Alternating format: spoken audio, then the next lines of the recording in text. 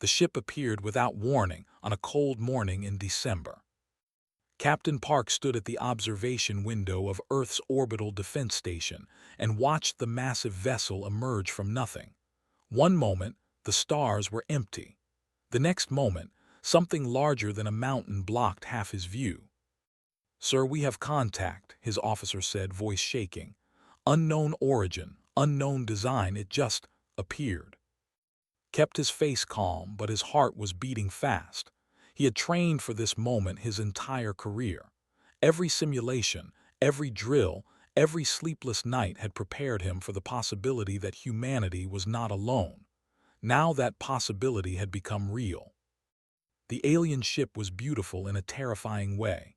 Its surface was smooth and dark, like polished stone. Strange lights moved across its hull in patterns that hurt to watch. Smaller vessels surrounded it like fish swimming around a whale. "Get me a connection to Earth Command," ordered, "and start recording everything." Within minutes, the world knew.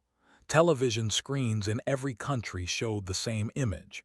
People stopped in streets and stared at their phones. Children pointed at the sky, even though the ship was too far to see with naked eyes.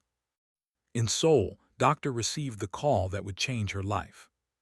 She was a scientist who studied how communication might work with non-human minds. For 20 years, she had worked on theories that most people called fantasy. Now, her phone was ringing with a government number. "Doctor," the voice said, "we need you immediately. They are trying to talk to us." The message from the alien ship was simple. It repeated in every major human language, translated with perfect accuracy. This alone was frightening. They had been listening long enough to learn. "People of Earth," the message said, "we are the collective. We have traveled far to welcome you into our family of civilizations. Your representatives will board our vessel for processing. You have 48 hours to comply."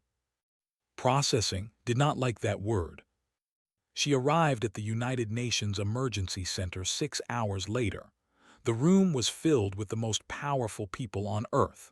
Presidents, generals, and scientists all talked over each other. Fear made their voices loud. "We should do what they say," one ambassador argued. "We cannot fight something like that." "We should attack first," a general countered. "Show them we are not weak."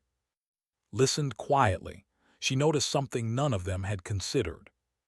"They expect us to simply obey," she said. The room went silent. All eyes turned to her. Their message was not a request or an invitation. It was an instruction. They assume we will follow it without question. The American president leaned forward. "What does that tell us, Doctor?" "It tells us they have done this before, many times, and every time the other species obeyed." Captain watched from his station as a small shuttle left the alien vessel. It moved toward Earth with impossible grace. His instruments could not even measure its speed properly. "They are sending someone down," he reported. "One small craft. No weapons detected, but I do not trust that." The shuttle landed in Geneva, in front of the United Nations building. Cameras from every news network recorded what happened next. The door opened, and Ambassador Eth stepped out. He was tall, perhaps 7 feet, with gray skin that seemed to shift like clouds. His eyes were large and black, showing no emotion. He wore robes of deep purple, and when he moved like water flowing downhill. "I am Ambassador Eth," he announced. His voice was pleasant, almost musical. "I am here to guide your transition into the collective." Was part of the greeting team. She stepped forward and bowed slightly. "Welcome to Earth, Ambassador. I am Doctor. We have many questions." Eth tilted his head. The movement was strange, like a bird examining something small. "Questions are unnecessary. The process is simple. Your leaders will sign the integration documents. Your people will receive their assignments. Within 1 generation, you will be full members of our collective." "And if we have concerns?" asked. The ambassador paused. For just a moment, something flickered in those dark eyes. Confusion, perhaps. Concerns are not part of the process. No species has ever expressed concerns. From his station above Earth, watched this exchange through a video feed. He did not like what he saw. The alien spoke like someone explaining rules to a child. There was no respect in his voice, no recognition that humans might have thoughts of their own. "Something is wrong here," he muttered. Back in Geneva, pressed further. "You have contacted other species before. How many?" 217 civilizations are part of the collective, Eth answered proudly. All joined willingly. All are better for it. And those who did not wish to join. Again that pause, that moment of confusion. There are no such cases. Every species recognizes the benefit of membership. Those who hesitate are simply guided more firmly. Felt a chill run down her spine. She understood now. They did not negotiate. They did not ask.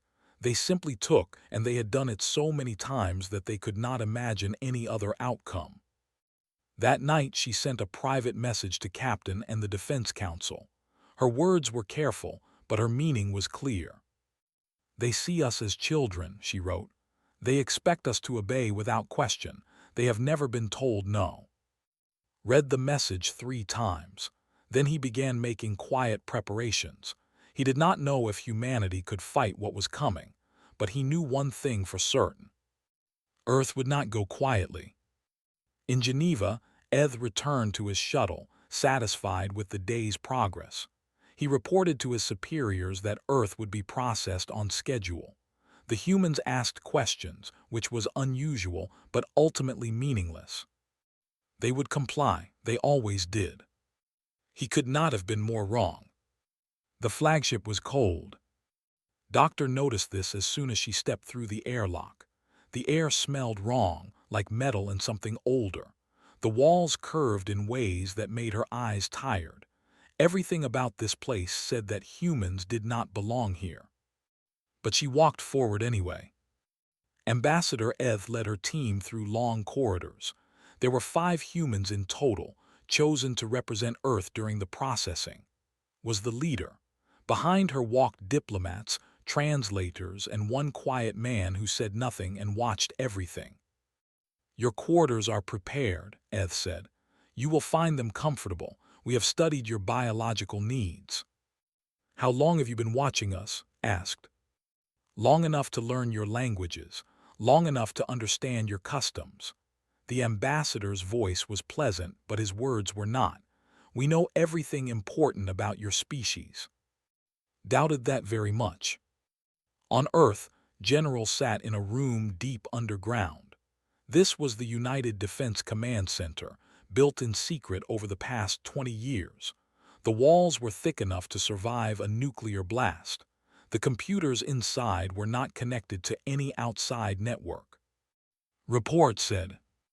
Lieutenant looked up from her screen. She was young, only 28, but she was the best communications specialist on the planet. Her job was to listen, and she had been listening very carefully. "They are monitoring everything," she said. "Every phone call, every email, every television broadcast. Their technology intercepts it all." "Can they understand it?" "Most of it. Their translation system is impressive." Paused. "But not perfect. I have found gaps. Words and concepts they cannot translate." Leaned forward. "What kind of concepts?" "Resistance, rebellion, revolution," met his eyes. "Their language has no words for fighting against authority. The idea does not exist for them." This was useful information. Stored it carefully in his mind. Aboard the flagship, attended her first official meeting with the leadership. The room was large, with a table that curved in a half circle. Officials sat on one side, humans on the other. At the center sat Subcommander, a military officer with scars on his gray face. Unlike Eth, there was no softness in him. His eyes were hard, and he looked at the humans the way a farmer might look at animals. "The process will begin tomorrow," announced. "Your leaders will sign the integration agreement. Your military forces will stand down. Your governments will be restructured under collective guidance." "We have questions about this agreement," said. His expression did not change. "Questions are unnecessary. They are necessary to us." The room went silent, stared at her for a long moment. Then he made a sound that might have been a laugh. "You misunderstand your position, human.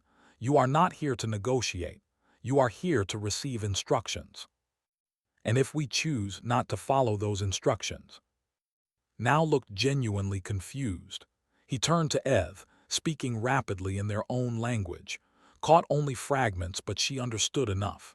They were asking each other why a human would say such a thing. "There is no choice," finally said. "No species has ever refused. It is not done." "Then we will be the first." Back on Earth was working through the night. She had found something interesting in the alien communications. They used a central system to coordinate their messages. If that system received conflicting orders, it would become confused. She began writing code, very carefully, very quietly. General received another report. This one came from Chief Engineer, who had been working on a secret project for the past decade. "The defense satellites are ready," said. "They look like communication relays. The aliens have not given them a second look. And the ground installations. Operational in 12 countries, hidden in civilian structures, power plants, research facilities, a shopping mall in Argentina." Almost smiled. "A shopping mall. It has excellent parking." On the flagship asked to see the collective's history. This was an unusual request, but Eth saw no harm in it. The history was not secret. It was a source of pride. 217 civilizations, he said, displaying images on a screen. Each one welcomed into our family, each one given purpose and direction. Studied the images. She saw different species, different worlds, different cultures, but she noticed something troubling. "These images are old," she said. "The most recent one is from 50 years ago. The collective has been stable for many generations. New integration is rare. What happened to the original cultures of these species?" Eth's expression shifted. For just a moment he looked uncomfortable. "Culture is inefficient. The collective provides everything necessary. Individual traditions are." "Eliminated, you mean?" he repeated firmly. Excused herself and returned to her quarters. She needed to send a message to Earth, but the monitored everything. She needed another way. Then she remembered's report about gaps in the alien translation. There were concepts that could not understand. Perhaps she could hide her message inside those gaps. She began writing. On the surface it looked like a personal letter to her family, but hidden within the words were instructions, codes, warnings. Received the message an hour later. She spent 10 minutes decoding it. When she finished, her face was pale. "General," she said, "you need to see this." Read's report in silence.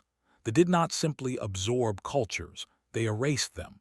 Within 3 generations, member species forgot their own languages, their own histories, their own identities. The collective was not a family, it was a prison. On the flagship, reported to his superior, High Commander.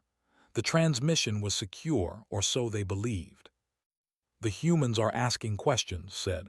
"They do not simply accept." "This is unusual," replied. His voice was deep and cold. "But not important. If they will not accept willingly, we will encourage them. Begin preparations for a demonstration of strength." "Yes, High Commander." Ended the transmission. He did not know that had intercepted every word. 24 hours remained until the deadline. The expected submission. They expected fear. They expected humans to behave like every other species they had encountered. But humans had been fighting against impossible odds since the beginning of their history. They had survived ice ages and plagues and wars that killed millions. They had built civilizations on every continent and reached out into space. They would not bow now. In her cold quarters on the alien ship, looked out at the stars. Somewhere down there, people she loved were preparing for what came next. She did not know if they would succeed. She did not know if humanity would survive. But she knew they would fight. And that made all the difference. The demonstration came at dawn. High Commander gave the order and a beam of light shot from the flagship. It struck one of Earth's communication satellites. The satellite did not explode. It simply stopped existing. One moment it was there. The next moment there was only empty space. This is a small example. His voice broadcast across all frequencies. Your deadline has passed. You have 12 hours to comply or we will demonstrate again. The next target will not be empty metal. On the flagship, watched the destruction through a viewing window. The other human diplomats stood behind her, their faces pale with fear. They are not bluffing, one of them whispered. We cannot fight this. Said nothing, she was thinking. Deep underground on Earth, General gathered his command staff. Dr. Nam was there, a historian who had spent her career studying how wars were won against stronger enemies. Chief Engineer stood beside her, his hands dirty from working on equipment. They have just shown us their power, said. Now we must decide, do we surrender or do we fight? If we fight, we might all die, one officer said. If we surrender, we lose everything we are, replied. I have studied the collective's history. The patterns are clear. Within 100 years, humans will forget we were ever free. Our children will not even know what they lost. Nodded. I did not spend 10 years building these weapons to never use them.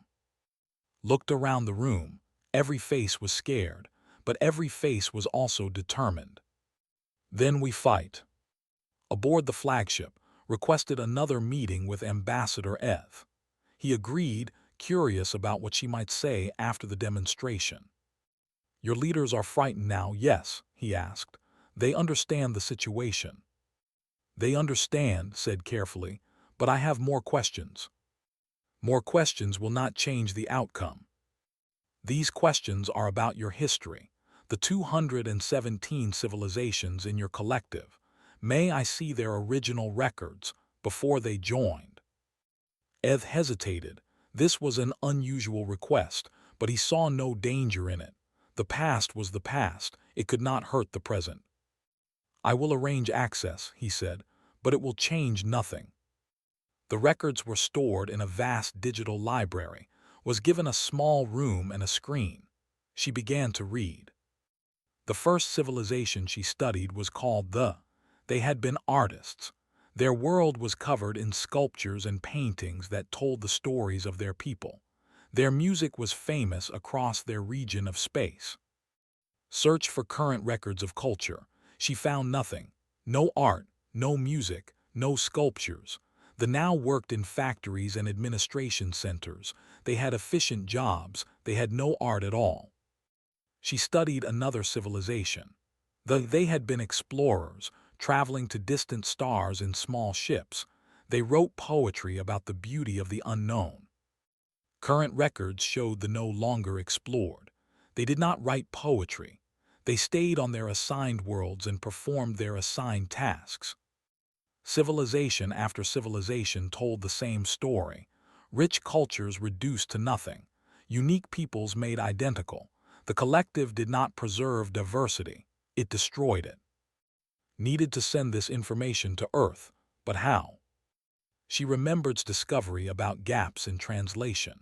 She began recording her findings, hiding the true meaning inside ordinary words. It was slow, careful work. Lieutenant received the transmission 6 hours later. She worked through the codes, extracting the hidden message. When she finished, she brought the information directly to General. This is what they do, she explained. This is what they will do to us. Read the report in silence, then he passed it to Doctor. Can we use this? He asked. His eyes widened as she read. Yes, yes, we can. This is not just evidence of what the collective does. This is proof that they are lying to their own members. Those species did not join willingly. They were forced, and deep down some of them must remember. Remember what? Who they used to be. In the command center, checked his systems one final time. The hidden defense network was ready. Satellites that appeared dead were fully armed. Ground installations waited for orders. Everything was connected through channels they could not detect. We will only get one chance, he told. If we miss, they will destroy us before we can try again. Then we will not miss. On the flagship, Sub-Commander grew impatient. He went to quarters and demanded answers. Your leaders have been silent since the demonstration, he said. This is unusual. What are they planning? Perhaps they are simply thinking carefully, replied. Humans do not make important decisions quickly. They have no decisions to make. There is only compliance. Looked at him steadily. Tell me something, Sub-Commander. Do you remember the ones who used to explore the stars? His expression flickered, just for a moment. They are productive members of the collective. But do you remember what they used to be, before they joined? The past is not important. Is it not? Stepped closer. I read about them. They wrote poetry about distant stars. They dreamed of seeing things no one had seen before. Do they still dream, Sub-Commander? Do you?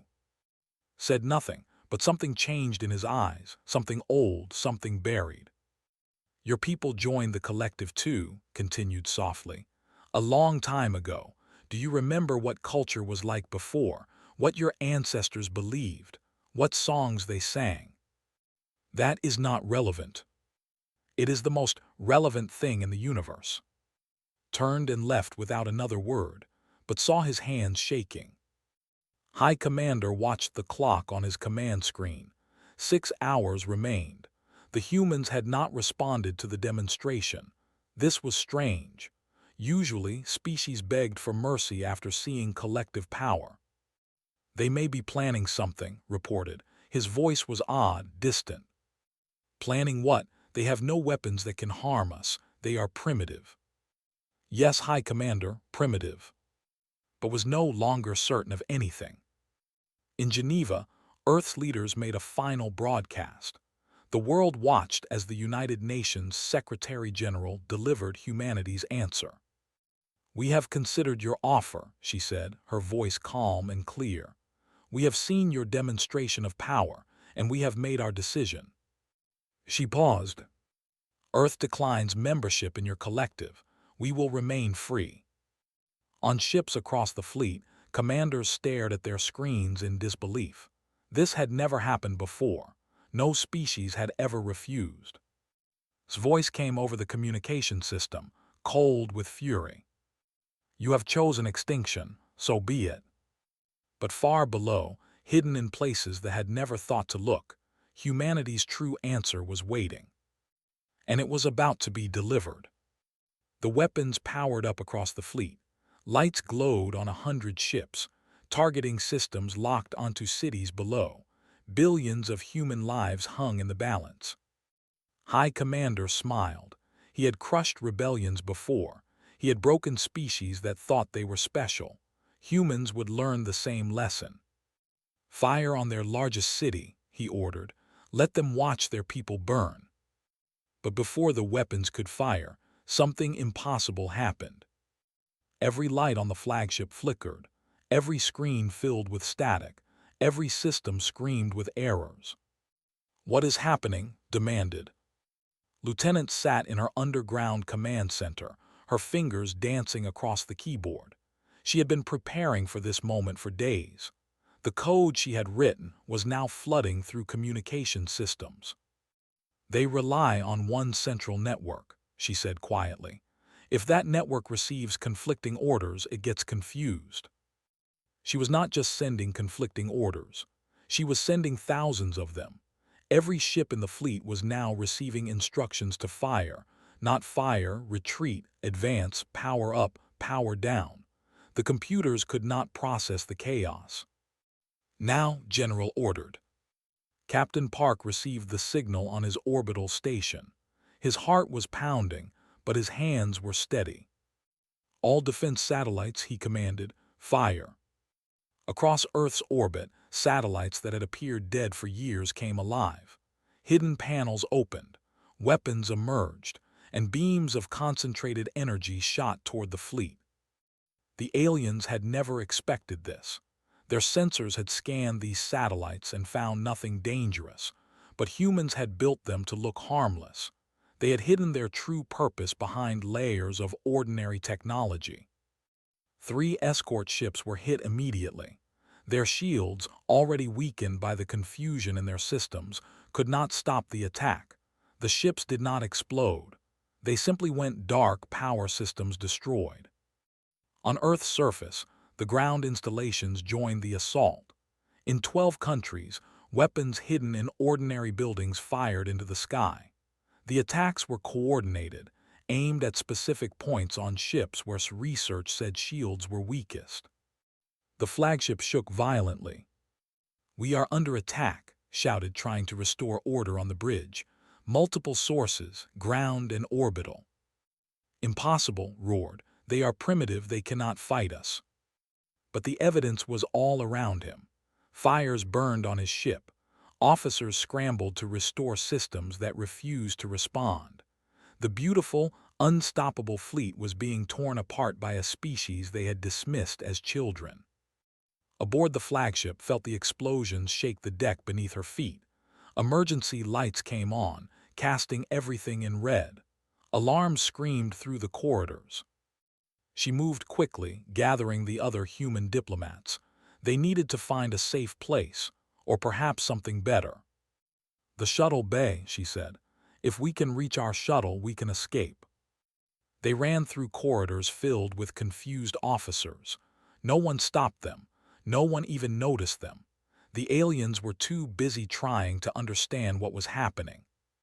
In the command center, finally restored partial control of his weapons. "Fire!" he screamed. "Fire everything!" The flagship's main weapon charged and shot toward Earth, but had anticipated this. His station launched a desperate countermeasure, an older satellite loaded with material that would scatter the beam. The weapon hit the satellite instead of the surface. The beam spread harmlessly into space. "They blocked it," reported, his voice hollow with shock.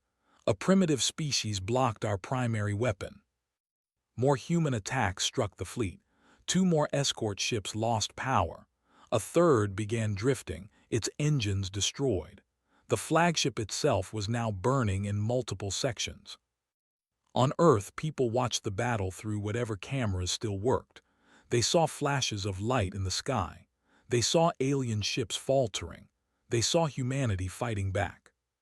In homes and shelters, in cities and villages, people began to hope. Reached the shuttle bay with her team. Guards tried to stop them, but in the chaos, they were easily avoided. She reached the human shuttle and began the startup sequence. "Can you fly this?" one diplomat asked nervously. "I learned last week," replied. "It seemed like a useful skill." The shuttle launched, pushing through the damaged bay doors and into open space. Below them, Earth was still whole. Above them, the fleet was falling apart. Watched the battle turn against him. His fleet was crippled. His flagship was damaged. The humans had done what no species had ever done. They had fought back successfully. "How?" he demanded of no one. "How is this possible?" Stood beside him, silent, but inside his mind memories were stirring. Old memories, forgotten memories, memories of what his people had been before the collective came. "High Commander," an officer reported. "We have lost 40% of our fleet. Our weapons systems are failing. We cannot continue the assault. Then we will withdraw and return with a larger force." "With respect, sir, the humans are broadcasting our communication frequencies. Every member species in the sector is hearing this battle. They are seeing us lose."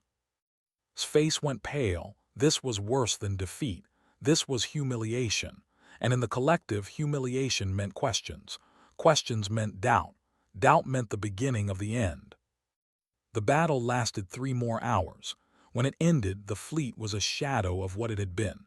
Half their ships were disabled or destroyed. The flagship was barely functional. And Earth still stood.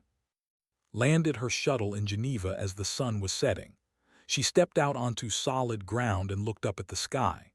Stars were visible now, and somewhere among them, alien ships were retreating. General met her on the landing pad. His uniform was dirty, his face exhausted, but he was smiling. "Doctor," he said, "you did well up there." "We all did well," she replied, "but this is not over." "No," he agreed, "it is not." Across the planet, humans were celebrating. They had done the impossible. They had fought an empire that had conquered hundreds of worlds and won, but knew the truth. Winning the battle was only the beginning. The real war would be fought with words, with ideas, with hope. The collective was built on obedience and fear. Humanity had just proven that neither had to be absolute. Now they had to show the galaxy what that meant. Far above, in the burning ruins of his bridge, High Commander stared at the distant blue planet. "This is not over," he whispered. "We will return."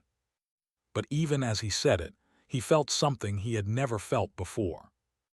Doubt. 3 days had passed since the battle. The flagship still hung in Earth's orbit, broken and burning. High Commander had not retreated. He could not. To return home in defeat would mean the end of his command, perhaps the end of his life. So he stayed, waiting, thinking. Doctor requested a meeting with him. This surprised everyone, including General. "You want to go back up there?" he asked, "after everything that happened?" "The fighting is over," she said. "Now comes the harder part." A shuttle carried her back to the flagship. This time, no guards escorted her. No ambassadors greeted her. The corridors were dark and filled with the smell of smoke. Waited in what remained of his command center. Half the screens were dead. Debris covered the floor. The great commander looked smaller now, older, tired. "You came to see our defeat," he said bitterly, "to celebrate." "I came to offer you something better than defeat," replied. "What could you possibly offer?" Sat down across from him. She spoke calmly, as if they were old friends discussing the weather. "I spent days reading the history of your collective," she said. "I learned about thee and their art, thee and their poetry, thee and their philosophy. Hundreds of cultures, each one unique, each one beautiful." His expression hardened. Ancient history. "Is it? I also learned something else. Those cultures are not truly gone.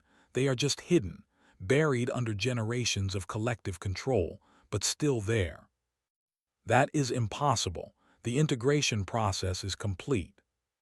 "Your sub-commander does not agree." His eyes widened. "You spoke with." "He spoke with me. After the battle, when everything was burning. He asked me about history. He asked me what his ancestors were like before they joined the collective." Is confused. The battle has damaged his thinking. Or opened it, leaned forward. "High Commander, your empire is built on a lie. You tell species they will be preserved. Instead, you erase them. You tell them they will be safe. Instead, you make them slaves. And now, for the first time, that lie has been exposed." Said nothing. "Our broadcast reached every member species in this sector," continued. "They watched a primitive species fight your fleet and survive. They are asking questions now, questions they have never asked before, and once questions start, they do not stop." On Earth, celebrations had given way to planning. General met with leaders from every nation. The war was not over, it was just beginning. "They will return eventually," told them. "With a larger fleet, we cannot defeat them forever." "Then what do we do?" the American president asked. Dr. Nam stepped forward. "We change the game. We do not fight the collective alone. We build something new." She displayed a map of the galaxy on the screen. 217 civilizations, spread across thousands of stars. "These species did not choose to be conquered," she explained. "They were forced, and now they have seen that resistance is possible. We offer them an alternative." "What kind of alternative?" "Freedom." Aboard the flagship considered words. Part of him wanted to dismiss them. Part of him wanted to order her execution. But another part, a small and quiet part, remembered something from long ago. His grandmother had told him stories when he was young. Stories about warriors who traveled the stars seeking glory. Stories about poets who sang of love and loss. Stories about a world covered in gardens where his people danced under 3 moons. Those stories had been forbidden later. He had forgotten them for most of his life. But now they returned, clear and painful. "What do you want?" he finally asked. "I want you to let us speak to the other species in your collective. Openly, honestly, tell them what we have discovered. Let them choose for themselves. That would destroy everything we have built. What you have built is a prison. What we are offering is a chance to build something better." Sub-Commander entered the room. He had been listening from the doorway.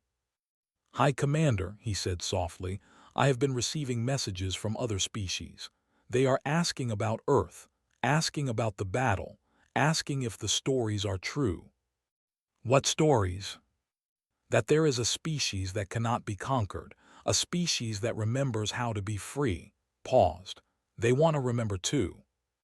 Closed his eyes. For a long moment he said nothing. The weight of generations pressed down on him. The weight of 200 years of conquest and control. Then he opened his eyes. "Arrange a communication channel," he said, "to all member species, general broadcast." His eyes widened. "Sir." "Do it." On Earth, Captain Park received the signal first. They were broadcasting on all frequencies. Not a threat, not an ultimatum, an invitation. "They are asking species to contact Earth directly," he reported. "They are offering open communication channels." Could not believe it. The collective is allowing this. It appears as acting independently. His superiors will not be happy. No, smiled, they will not. Over the next week, messages poured in from across the galaxy. Species that had been silent for generations suddenly had voices. They asked about Earth. They asked about freedom. They asked how to remember who they used to be. Answered every message personally. She shared the histories she had discovered in the archives. She showed the images of their ancient art. She played recordings of poetry that had been forbidden for 100 years. She told about philosophers their children had never heard of. And slowly, the galaxy began to change. The collective sent a larger fleet to punish. But by the time they arrived, 3 member species had already declared independence. 2 more were in open rebellion. The collective was cracking from within. General announced the formation of the Free Species Alliance. Earth would be its first member, but not its last. Any civilization that wished to reclaim its identity was welcome. Surrendered his flagship to the Alliance. He was not imprisoned. Instead, he was given a simple task: help restore the cultures the collective had tried to destroy. "This is your punishment?" he asked. "This is your redemption," she replied. Joined the Alliance as well. He spent his days learning about his own ancestors, the gardens they had tended, the songs they had sung, the dreams they had dreamed. 1 year after the battle, representatives from 47 civilizations gathered on Earth. It was the first meeting of the Free Species Alliance. Former enemies sat beside former conquerors. Ancient rivals found common ground. Doctor addressed them all. 1 year ago, a fleet came to this world expecting submission. They expected fear. They expected another easy conquest. She paused, looking at faces from across the galaxy. Instead, they found humanity. The audience was silent. "We are not special because we won a battle. We are special because we refuse to lose ourselves. And now we offer that same gift to you. Remember who you are. Remember who you were. And become who you want to be." Captain Park watched from the back of the room. He thought about the day the alien ship first appeared. He thought about how afraid he had been. Now he felt something different: hope. Outside, the stars filled the sky. Somewhere among them, the collective was collapsing, and somewhere else, new civilizations were waking up. The galaxy would never be the same. And it all started because one small planet refused to kneel.